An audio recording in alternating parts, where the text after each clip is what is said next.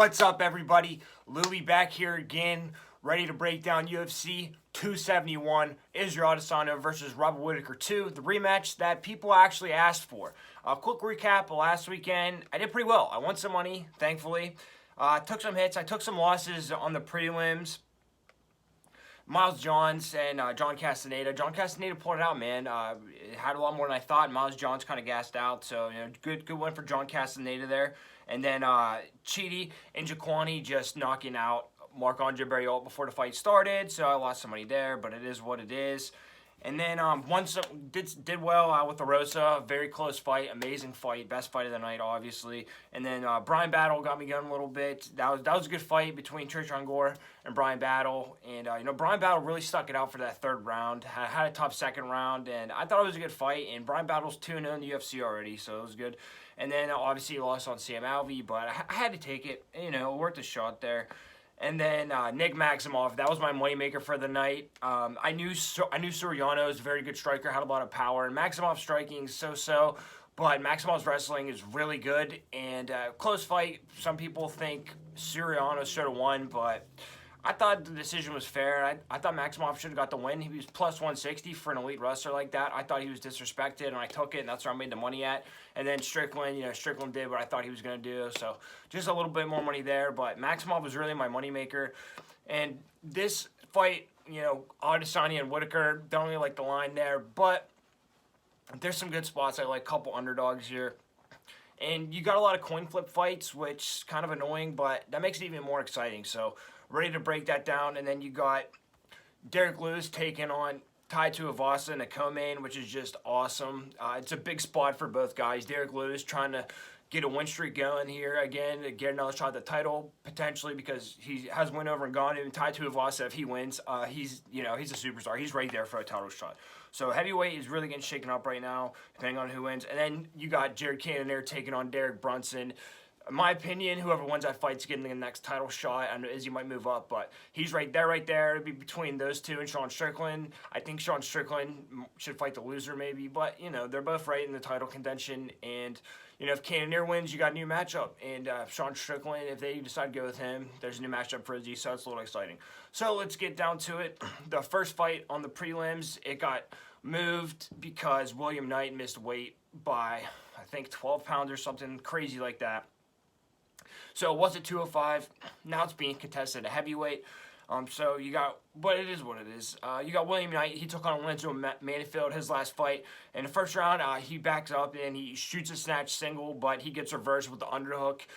Manifield doing a good job defensively, utilizing the underhook, and was able to get on top of him and get into side control. But then he was able to sweep and actually get on Alonzo's back. Didn't really stay there too long, but good to get that position. But Alonzo was able to explode out of there, and then he clinched him to the fence. But then he started backing up and just kind of wings hooks, kind of wildly, using a lot of power. And he misses them, and that's something I'm concerned about for this fight. But then he's able to drop him with a check left hook toward the end of the round. So it paid off for him there. William Knight is very powerful, to say the least. And then the second round, he gets pressed with the flurry, but he eats a straight right at range. But then he gets pressed to the fence, and he eats some straight shots, but then he lands a hook. Flurry at the end just kind of unloads on him and arguably stole the round there. And then in the third round, really nothing happened. He gets pressed to the fence the whole round with a clinch, and then right at the end, he lands some jabs and a couple overhands and lands more shots than Alonzo did, which weren't many, but enough to steal that round, I guess. Won a controversial decision. You want to give it to Knight like that, fine. But, so-so performance, I guess. And then Maxim Grishin took on Dustin Jacoby, his last fight. Actually, his last fight, he took on Alexander Romanoff, but Romanoff is a monster wrestler, and William Knight kind of is, but, Alexander Romanoff, he's a, huge guy, massive heavyweight, and I just didn't really think that really applied to the William Knight fight. And I wanted to see a good, decent performance on the feet, more or less, because Romanoff runs through everybody. It's not elite level, in my opinion. But before that, he took on Dustin Jacoby. In the first round, he presses forward with some leg kicks and then lands 1-2, but he's too far out, can't really find his range yet. But then he's able to drop him with the chuck hook whenever he's coming in, and then he's able to take his back, but he slides off, can't really hold the position there. But then he eats a head kick as he's coming he's coming forward, but then he's able to catch the kick, and then he's able to drop Dustin again with another hook, and then he lands some ground and pound to end the round. Had a pretty good first round, honestly. And then in the second round, he pressures towards the fence, trying to take the center of the octagon, but he pumps his leg kicks, but he eats a jab at range. But then he eats some check hooks as he's coming forward. And then in the third round, he eats some jabs and leg kicks, and then he gets hurt from checking the kick. Checked the kick the right way, but got really hurt. And Dustin Jacoby sensed that. And then he gets clinched to the fence. But then they get back on the feet. He's able to land a head kick in the exchange. Didn't get it done. Had a really good first round, in my opinion. Kind of faltered off a little bit after that. Maxim Grisha minus 170. William Knight plus 150. Here's the deal. I really did pick William Knight before the weight miss. But the weight miss, 12 pounds, that's all the better. That's just going to be to his advantage. My pick here is William Knight. No-brainer. All right, moving on to the main event of the early prelims. Got a low-key banger here. 135. Amanda Martinez taking on Ronnie Lawrence. Martinez took on Guido Canetti his last fight. In the first round, he stalks and takes the center of the cage, but he eats some leg kicks on his way in. But however, he's able to land a flurry on the fence, and he goes to the body, which is good, selecting his shots and mixing it up a little bit. And then he gets the double off the fence, but then he gets reversed with the overhook. But he gets back to his feet relatively quickly, and then he eats some body kicks at range as he's coming forward. And then in the second round, he's out of range. Whenever he's out of range, and he gets countered with some uppercuts by Canetti, just kind of trying to come forward, and Canetti's able to get out of the way. But then he starts letting Guido take the center, and you can tell he's getting a little tired at this point. But then he lands a 1-2, and then some body hooks for the rest of the round. Relatively close. And then in the third round, he lands a 1-2, and then a flurry on the fence. But he misses most of the punches that he tries to throw, but then he's able to close the distance with the uppercut. But then he lands some hooks to the body of Guido, and then he's able to get a double on the fence. And then Ronnie Lawrence took on Vince Cachero, his last fight. In the first round, he circles outside and pumps his leg kicks, and then he's able to get the double leg takedown from space, which I think wrestling might be the key factor in this fight.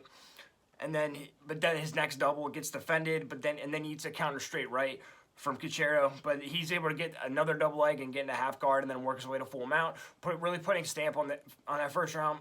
And then the second round, he moves in and out with front kicks, and then he's able to get the double in the pocket, and then he's able to work the half guard again, but he gets put in a Darce choke, but he's able to scramble and get out of it, and then reshoot a double and maintain top position, which is really good, because once you get somebody on the ground, you want to try to keep them there. If not, it gets exhausting, even if you're getting the takedowns. And then the third round, he's able to drop him with a leg kick, and then he takes his back and then works to full guard.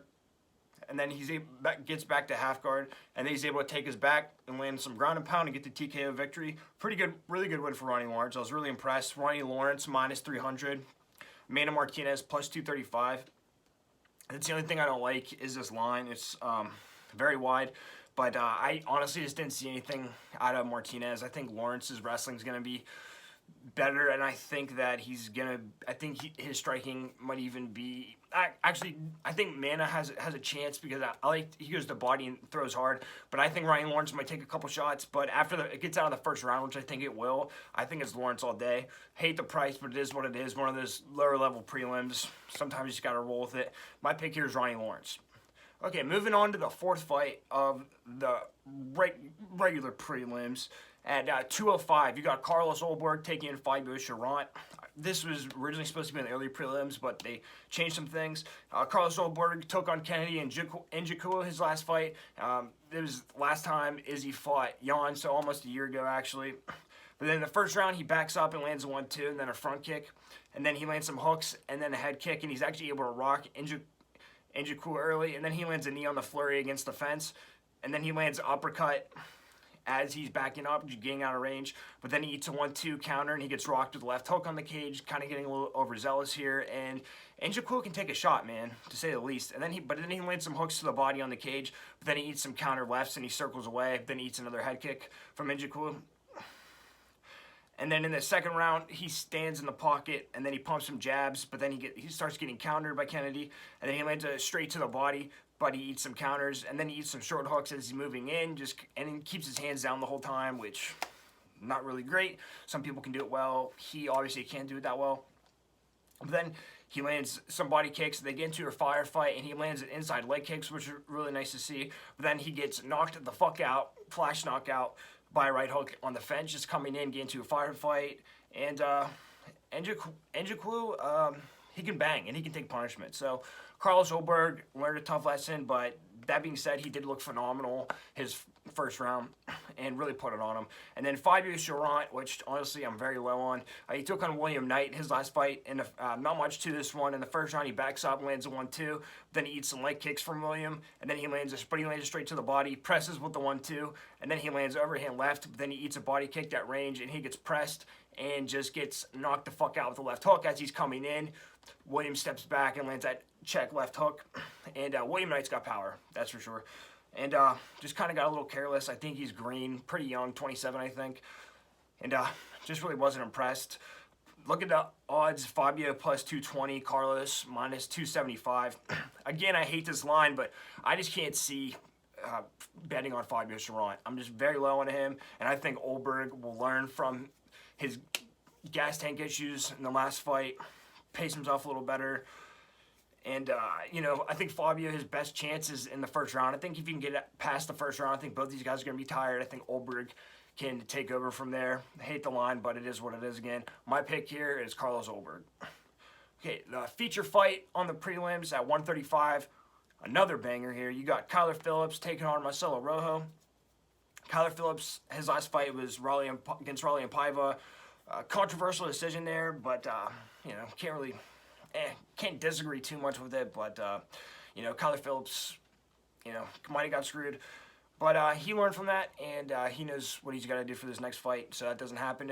In the first round against Paiva, he bounces in and out, but he eats a 1-2 as he's coming in, and then an overhand. But then he lands a head kick and then a 1-2, and he drops him real quick. But then his kick is caught, and he gets his back taken standing, but he hits a switch, and he's able to get to his feet, and then he lands a hard right hook whenever Paiva shoots, but then he misses a spin kick and gets taken down. Bad IQ there, in my opinion. But then back on the feet, he's able to get the crackdown. Sorry, not on the feet. He's able to scramble, grabs on a leg in like a crackdown high crotch position. He's able to get on top, and then but back on the feet, he lands a jab and then a straight elbow, and then he's able to push him down, catches his kick, and just lands some nice ground and pound, some hard ground and pound.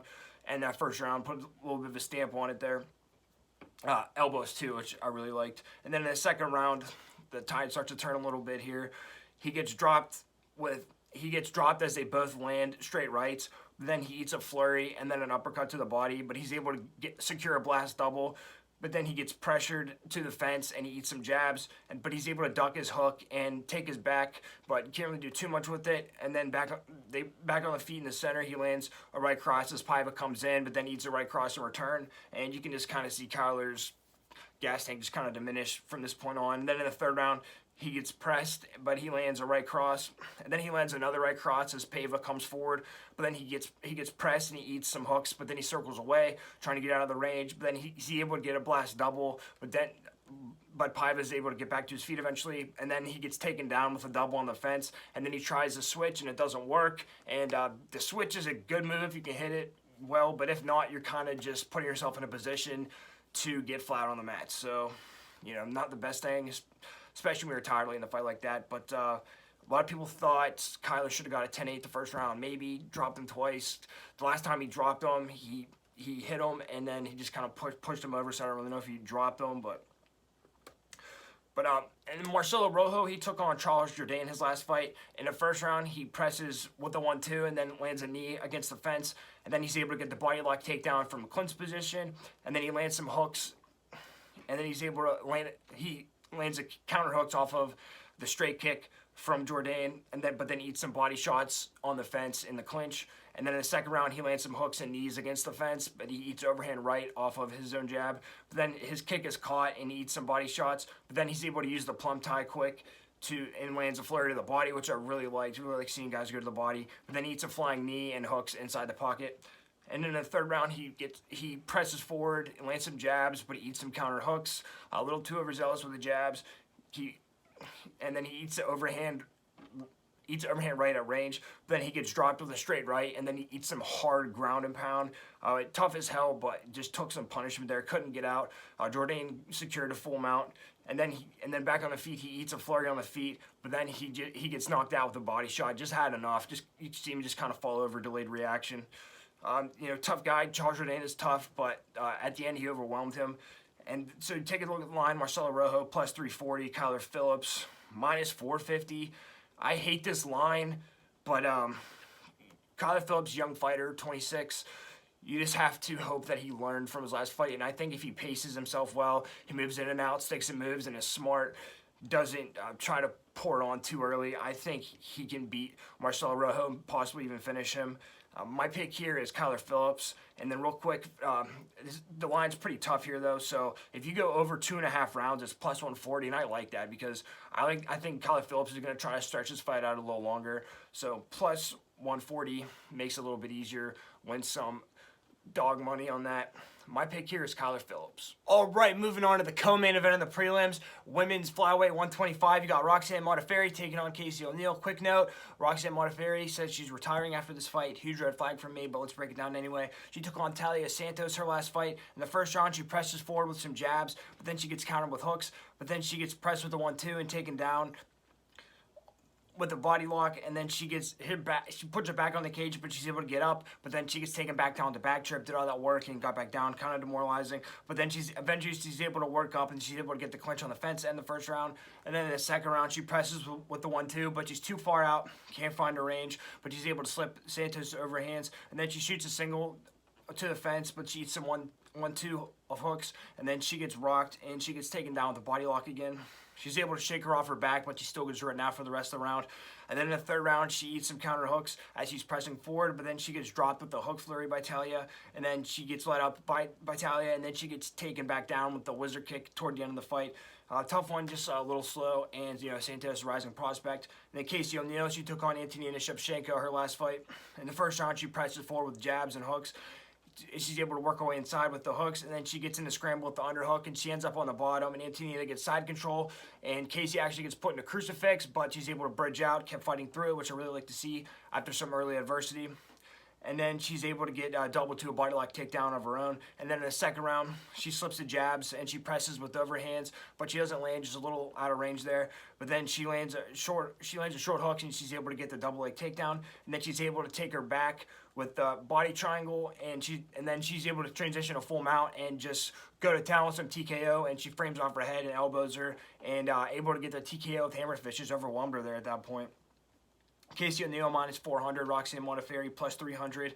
I hate the line, but even if it wasn't a retirement fight, I would have picked Casey O'Neill. I think she's better. Plus the retirement fight, huge red flag for me. Minus 400, it is what it is. Hope I don't eat my words. My pick here is Casey O'Neill. On to the main event of the prelims. You got a slot fest at heavyweight. 265, Andre Arlovski taking on Jared Vanderaa. Andre Arlovski took on Carlos Felipe his last fight. In the first round, he pumps jabs, and he moves in and out, being elusive, and then he lands some body kicks. But then he gets backed up, and then he blitzes with the combination, just kind of charges forward. That's what he does. Try the guy come in and then explode on him. And then he lands a combo with a right hook and then a 1-2 and then a head kick. Really nice from Andre there in the first round. And then in the second round, he's on the inside and he lands some short hooks, works his way inside, but then he eats some hooks on the fence, but then he's able to work his way out of there with a clinch and just kind of circle away. And then he lands some body kicks at range and he presses forward with the 1-2, but then he eats overhand right and then some hooks in the pocket with Felipe. And then in the third round, both guys visibly tired. And the third round, he gets pressed and eats a 1-2 and some hooks on the fence. But then he eats hooks in the pocket, and then he eats an uppercut to the body. But he lands a leg kick, but he gets dropped real quick with the 1-2. It was like a flash knockdown. He didn't really get hurt that bad, but definitely went down. And Felipe got around his back and landed some ground and pound. So not a good look for him. And then he gets clinched after that. But then it's kind of the last go of the fight. Kind of laying it all out there, and then he's able to land a 1-2. Get the better the striking at the end of the fight. I thought he lost the third round. Thought he won the first two. Squeaked him out. But that's what Arlovski does. He's a tough veteran. And then Jared Vanderaa took on Justin Tafa his last fight. In the first round, he pumps leg kicks, but then he gets pressed with hooks, but he lands a knee to the head in the clinch. And then in the second round, he lands a counter right cross off of Tafa's kick, and then he lands a head kick. And then he presses forward with his jab, and he lands a right hook, and that hurts him. And then he lands a flurry, but then he eats a counter hook from Tafa, just getting a little too overzealous to the backside after that. But then he eats a jab at range. And then in the third round, he eats a short hook in the pocket. He lands some straight rights in the pocket, and then a hook flurry after that. But then he presses forward, and he presses forward, and then he lands a counter hook and an elbow on Tafa, and then he lands a body kick and then a hook flurry to end the fight. And, pretty close fight. I just thought Vandeira, just was able to just kind of push it a little more, and the kicks were really nice from him. And, Tafa just didn't really have that activity, and whenever Tafa was chasing him, Vandeira had some nice counters. Vandeira plus 120, Arlovski minus 140. Relatively close line here. Arlovski's basically the gatekeeper of top 15, top 10, whatever. If you're beat Andrei Arlovski, you're an elite heavyweight at that point. I just don't quite think Vandeira is elite. I don't think he's quite ready. And the line's so close, you're not really losing or making too much money either way. My pick here is Andrei the Pitbull Arlovski. On to the first fight of the main card at 155, men's lightweight. You got Bobby Green taking on Nasrat Haqparast. Should be a fun one to kick off the card. Bobby Green took on Ally Quinte's last fight. In the first round, he has his hands down and backs out of range like he usually does. And then he pumps a jab and he backs up. Then he lands a 1-2 at range. And then he lands a straight right as Al comes in. Shoulder rolls his hooks, his trademark. And then he lands a 1-2 with his back against the fence. And he's able to drop him and then just gets on him and TKOs him. And he knocks out Ally Quinte. Not too many people can do that. Doesn't matter if Ally Quinte was off for 2 years. Very impressive. Looked really good. Best he's ever looked. But we'll get a little more data from his Rafael Fiziev fight. In the first round of that fight, he lands a 1-2 in the pocket. Then he lunges with the 1-2, but he misses out of range there. Or Fiziev is able to back out of range very well. Then he eats some hooks in the pocket, but he's out of range of the kick. But then he lands a left hook, gets out of range of the kick, but then he lands a left hook, and then he eats elbow in the clinch. But then he eats some leg kicks at range from Rafael. And then in the second round, he lands a body kick as he's backing up. And then he eats a hard right cross and then a flurry against the fence. And then he eats a head kick and a flurry. But then he's able to land a counter right on Fiziev. Fiziev again rushing it a little bit. And Bobby kept him honest there. And then they get to a firefight, and he eats a left elbow in the clinch from Fiziev. Then in the third round, Bobby starts to take over. Fiziev noticeably tired. He presses forward, lands a 1-2 in a firefight, but he eats some right hooks. Then he lands an uppercut to the body and then a 1-2, and then he lands straight to the body. Always like his body work there. And then he lands some jabs and a 1-2 moving forward. And then he lands some jabs, and he's able to slip out Rafael's shots. And then he lands a hard right hook in the pocket. And, just kind of got the better of him for the last 30, 45 seconds. Looked good to the judges. But, I think Fiziev took 1 and 2, which were close rounds, and then Bobby number 3 all day. So Bobby's able to come on later in the fight, which is good. Just kind of got outworked in the first couple rounds. And then Nasrat Haqparast took on Dan Hooker his last fight. In the first round, he circles along the cage, one of those guys, kind of like Bobby Green, so it should be interesting. But then he rushes forward and lands a 1-2, and then he lands a jab and a right hook, and he presses forward, but then he's able to back out of it.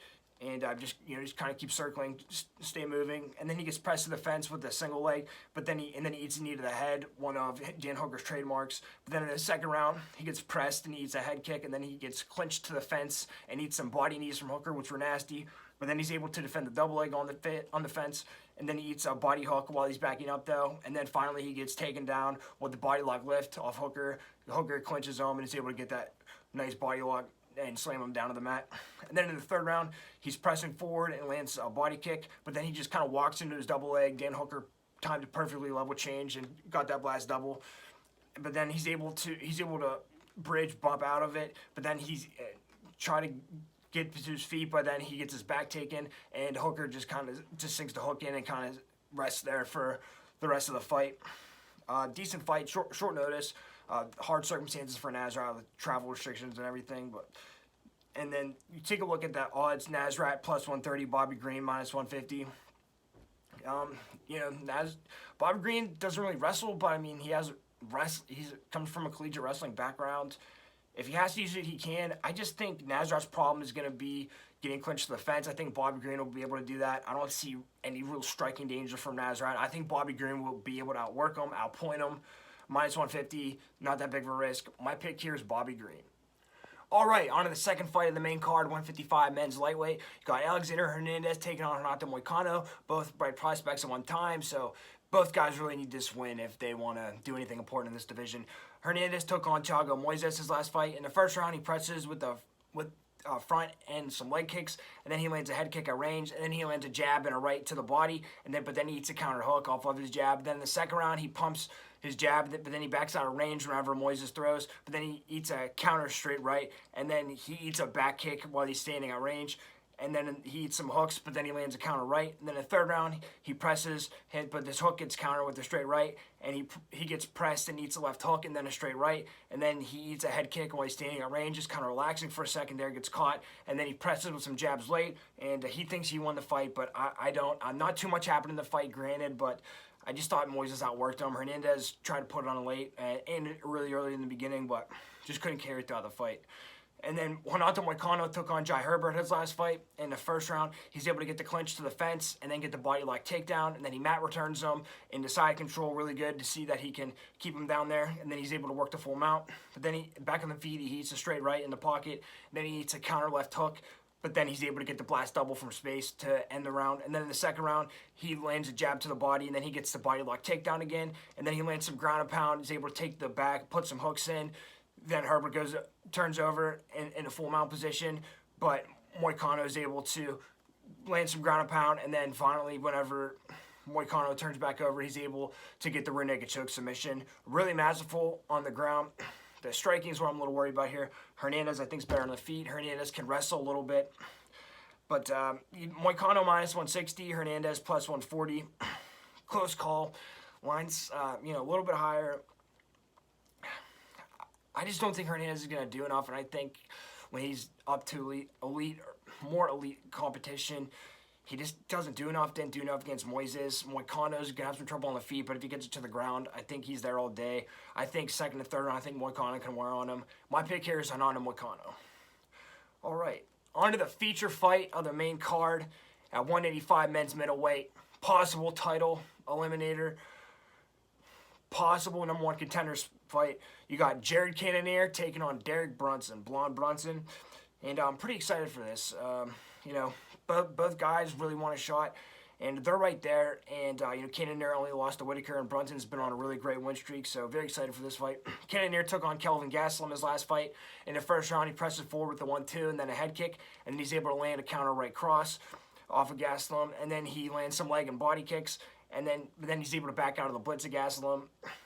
And then in the second round, he's able to stuff Gastelum single, and he circles, and he's able to land a head kick after that, after he gets out of that position. And then he eats some body shots, and then a blitz from Gastelum. He eats a left hook at range, but then he presses with the 1-2, and then he lands some jabs, but then he eats a 1-2 off Gastelum. Then in the third round, he's able to land the head kick on Kelvin as he's coming forward, and then he's able to drop him with a right hook at range. But Kelvin pops right back up, and then Cannonier's able to defend the double on the fence, and then he gets pressed back with some hooks from Kelvin, but he's able to defend the blast double again, and then he eats some leg kicks and gets pressed with some overhands. But he looked really good. Kelvin, good wrestler, not amazing wrestler, but his defense, takedown defense held up, which I think is Brunson's biggest tool. And then Brunson took on Darren Till his last fight. In the first round, he gets pressed and eats some 1-2s, and then eats some more 1-2s, but then he returns with the overhand left, and he's able to get the little leg takedown, just kind of drives through him, and then he's able to get half guard and land some heavy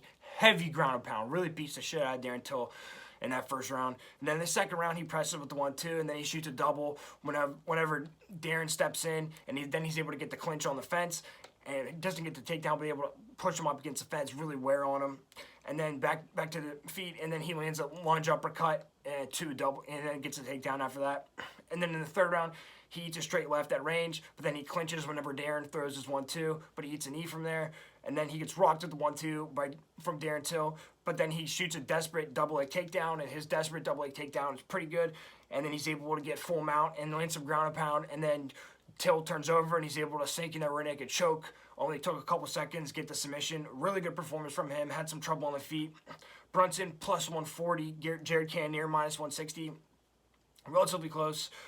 And, basically it's going to be like Hernandez and Moicano. I think Cannonier dusts him on the feet. I think if Brunson can get him down, game over. We'll see. I think Cannonier carries a lot of muscle. I think he might get tired later on. It's only a 3-round fight, though. But I see Brunson being able to secure a couple takedowns, clinching him, being able to wear on him. It's a tough one. Cannonier can end the fight any moment. He has crazy power.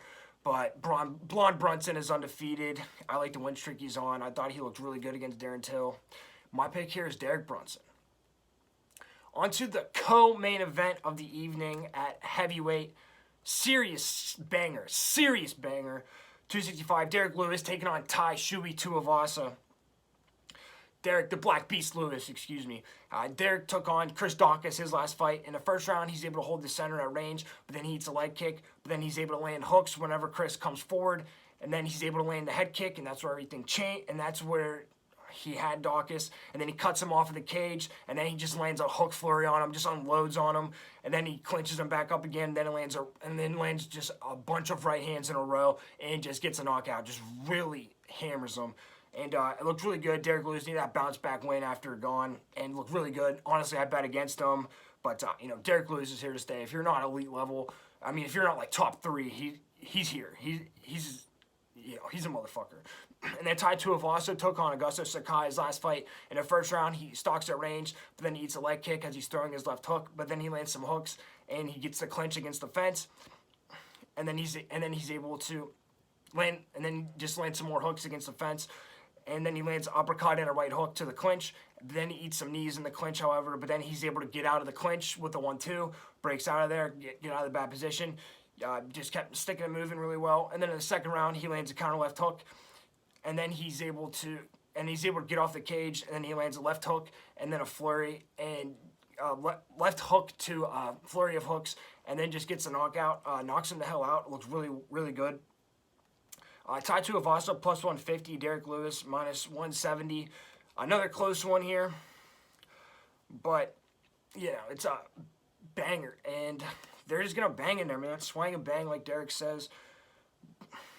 I don't know, man. I like Tuivasa's momentum, and he can definitely knock out Derrick Lewis. But I just think Derrick Lewis is a little more experienced here. He's gone 3 rounds before. He's won close decisions. Tuivasa he's not used to fighting past the second round. Tough one, but I counted out Derrick Lewis last time I lost money. I don't want to count him out again. My pick here is Derrick Lewis, and then real quick, over 1.5 is plus 140. Take that. I think it's going to go longer than that. So, Derrick Lewis, baby. All right, folks, on to the main event of the evening. Israel, the last style bender, ADESANYA, taking on Robert, the Reaper Whittaker, a.k.a. Bobby Knuckles. Number 2, the rematch. People actually want to see this rematch. Robert Whittaker, he earned this rematch. 3 straight elite wins in a row. I think he earned it. Should be a fun one. Let's get to it. Israel Adesanya took on Marvin Vettori his last fight, 5-round title defense. In the first round, skirts along the outside of the cage. And then he pumps his leg kicks, and then he lands his leg kick gets caught, and he gets taken down with the double from Vettori. But he's able to get back up relatively quickly. He's not helpless on his back, and then he's able to just matrix all the shots against the fence. Made Marvin look a little silly. Great head movement, and then he lands a head kick at range, then he lands a 1-2. And then in the second round, he gets pressed, but he lands a head kick. He hits a 1-2, and then pumps leg kicks at range, and then he's able to stuff the double against the fence. Adesanya is next to impossible to take down on the fence, remember that. And then he slips most of the punches on the fence, but then he eats a jab from Vettori, but he's able to stuff the double leg, but he gets clinched. Vettori didn't really do any damage. Third round, he gets doubled from open right away. That's how he gets taken down, and then he gets put in the rear naked choke for a second, but he turns into him and gets on top, and Izzy lands some ground and pound. Really nice to see that he can do that. And then but then back on the feet, he eats a straight right, but he's able to circle out, and then he's able to drop Vettori real quick with a leg kick. Very nice. Then in the fourth round, he gets pressed and lands some leg kicks and hooks, but he gets doubled, but he's able to push off gets taken down, but he's able to kick off the cage and reverse him. Only Izzy can do that, really. It happened. Izzy does all that weird stuff. And then he lands a straight right, and then a leg kick back on the feet. But then he defends another single on the cage from Vettori. Vettori not really working too hard, just kind of trying to keep him there. So Izzy's going to stay there. And just didn't take any damage. In the fifth round, he lands a head kick. He's able to defend a double against the fence. Then he lands some jabs and a head kick, and then he backs out, in and out. And then he presses with the 1-2, and then a leg kick. And then he gets doubled, but he posts his hand on the ground. And then he gets taken down for 1 split second, but he's on all fours and gets right back up. And then Vettori just kind of clinches him for the rest of the fight, and that's that. And, Izzy did really well defending the takedowns and picked him apart with the leg kicks, kept him at range, waited for Vettori to come in, landed the straight shots. Looked really good. Not the most exciting fight, but, Adesanya really wasn't in any danger. When he was able to get back to his feet. So, and Robert Whittaker took on Kelvin Gastelum's last fight, 5-round main event. In the first round, he presses and lands a straight right. and then he lands a jab and backs out and then out, and then he goes forward, lands a 1-2, and then a head kick. Then he lands a head kick and then a left hook, and then he's able to get the body lock takedown from half guard. Doesn't really do too much with it, but he's able to get it, and it's there. And Kelvin's a decent wrestler, so impressive. Then in the second round, he gets pressed and eats some jabs and a left hook, but then he's able to back up and land some jabs. And then he slips a hook, and he's able to get the body lock takedown, and then he lands a straight right as Kelvin comes forward. And then in the third round, he eats some hooks in a pocket exchange, but then he backs up, pumps his jab, but he eats a 1-2, but he's able to circle out of danger. And then he backs out of range, and he gets out of the way of the blitz of Kelvin. Really nice to see that. And then he eats a jab, but counters with a short right, and then he lands a 3-punch combination. Really starts feeling himself at this point. Then in the fourth round, he eats an elbow in the clinch, and then he returns a straight right whenever Kelvin throws, and he double jabs and then lands a head kick, but then he eats a jab at range. But, that head kick really worked well for Whittaker in this fight. And then in the fifth round, he shoots a double, but then he gets clinched to the fence. Kelvin defends, but he eats some 1-2s, but he keeps his high guard, blocks it, and then he circles away. And then he lands a forward lead left hook going towards Kelvin. Then he lands a front face kick on Kelvin, and then he's able to get the snatch single, and then he's able to take Kelvin's back and got a couple mat returns in there. And just stay on top for the rest of the round, which was really good. And, Rob Whittaker's game plan is probably going to be wrestling heavy here. So, did pretty good in the wrestling. Nothing crazy on the ground, but, he got the takedowns, and those can steal rounds. And then just real quick, last fight, it happened 2 years ago. They're different fighters now. Robert Whittaker's made a lot of improvements, so has Izzy. But just some quick notes I saw in the first round, Izzy drops him with the check right hook. Whittaker just kind of charged at him for the fight, and that was uncharacteristic of him, and he paid for it, and he said that. So, and then in the second round, Rob landed a stiff jab off of Izzy's leg kick, but then Izzy, I noticed he wins the firefights. They just kind of throw hooks at each other, and then Izzy knocked him out with a counter left hook whenever Whittaker was coming in, just trying to firefight with him, and not a great game plan against ADESANYA. So, but, Whittaker showed some wrestling in his last fight, and it should be an interesting fight. Robert Whittaker plus 225, Izzy minus 280. This is a tough one. But is Robert Whittaker's wrestling really that much better than Marvin Tori's? I don't think so. I don't know, man. It's tough. The line sucks, but I think Izzy just going to be able to stay at range and pick him apart, outpoint him. I think Izzy can handle himself in the clinch battles. He does okay there. And then when he's against the fence, he's almost impossible to take down. My pick here is Israel Adesanya. And real quick, optional line here, under 4.5, plus 100. I don't know. Is it really going to go all 5? Maybe, but it already got finished in the first fight. Izzy knocked him out, so I'm not saying it's going to happen again, but plus 100, even money, worth a shot here. All right, everybody, those are my predictions for UFC 271. I appreciate you riding with me. Finally won last week. I'm going to win again this weekend. And we're going to make a lot of money together. 2022 is starting to pick up. It's starting to get a lot better. Down there for a little bit, but things are coming together. Doing my research, going through my gut a little more. Not thinking too much about things like I was. And it's working out. Follow me on social media, Instagram, Snapchat, Twitter, all that stuff. We'll do a post-fight recap. Leave a comment. Talk to me. You want to go to a live casino in Greensburg. They have it there for free. It's fun. You can learn some things from the people, talking to some people. Message me if you have any questions. If you thinking about a bet and you don't really know what to do, I can try to help you out. Appreciate it. Anyway, guys, thanks for watching me, and let's win some more damn money in 2022.